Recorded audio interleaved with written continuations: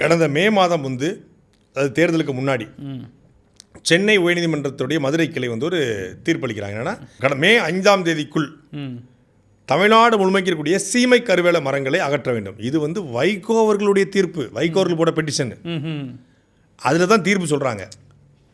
வைகோவும் அதில் ஒரு புதுநல் வழக்கு போது அதில் வைகோவும் வந்து ஒரு மனுதாரர் தமிழ்நாடு முழுக்க சீமை கருவேலை அகற்ற வேண்டும் அப்படின்னு உத்தரவு போட்டாச்சு.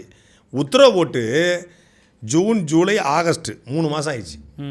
உயர்நீதிமன்ற உத்தரவை தமிழ்நாடு அரசு வந்து 3 மாதத்து இதைத்தான் நம்ம கேட்குறோம். உண்மையிலே தமிழக முதலமைச்சர் திரு ஜோசப் விஜய் அவர்களுக்கு விவசாயத்தின் மீதும் விவசாயிகளின் மீதும் தமிழ்நாட்டின் மீதும் அடுத்த தலைமுறையின் மீதும் குறைந்தபட்ச ஒரு புரிதலும் அக்கறையும் இருக்கும்னா போர்க்கால நடவடிக்கை அடிப்படையில் ஒரு குழுவை நியமித்து இந்த சீமை கருவேல மரங்களை அகற்ற முடியும். கேரளா பக்கத்து மாநிலம் சீமை கருவேல மரம் இல்லாத மாநிலமாக வந்து கொண்டிருக்கிறது. மொத்தமாக கிட்டத்தட்ட 90 விழுக்காடு ஒழிச்சிட்டாங்க.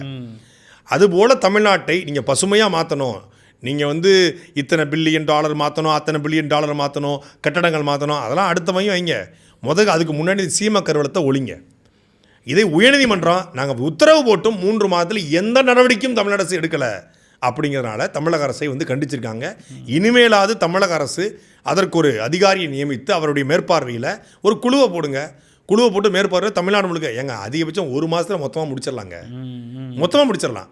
ஒரு மிகப்பெரிய பேராபத்து, காற்றிலிருந்து வரக்கூடிய ஈரப்பதத்தை உறிந்து மழைப்பொழிவை தடுக்கிறது என்பது இந்த சீமை கருவேல மரம். அதே போல் நிலத்தடி நீரை உறிஞ்சுகிறது, ஆடு மாடுடைய உடலில் இருக்கக்கூடிய நீரை உறிஞ்சுகிறது, மனிதன்ட்டு உறிஞ்சுதுன்றாங்க.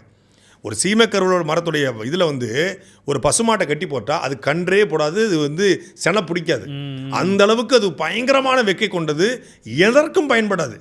அதனுடைய தேவை வெறும் கரிமூட்டம் மட்டும்தான். அதற்கு அந்த கரிமூட்டம் போடக்கூடிய தொழிலாளர்களுக்கு, அதை நம்பியிருக்கக்கூடிய முதலாளிகளுக்கு வேறு மாற்று தொழிலை கொடுங்க. அது மட்டுமே தொழில் இல்லை, அதுக்கு மாற்று கொடுங்க. ராமநாதபுரம், இந்த சிவகங்கை மாவட்டங்களில் இந்த கரிமூட்டம் கூடக்கூடிய நிறைய பேர் இருக்காங்க, வாழ்வாதாரம் இருக்குது, இழப்பு ஏற்பட்டுருக்கு. அவங்களுக்கு மாற்று பொருளாதாரத்தை கொடுத்துட்டு இதை முதல்ல அழித்தொழுங்க. அதை அழித்தா மட்டும்தான் தமிழ்நாடு அடுத்த 10 ஆண்டுகளில் பசுஞ்சோலையாக மாறும். அதைத்தான் நீதிமன்றம் வந்து கண்டிச்சிருக்காங்க.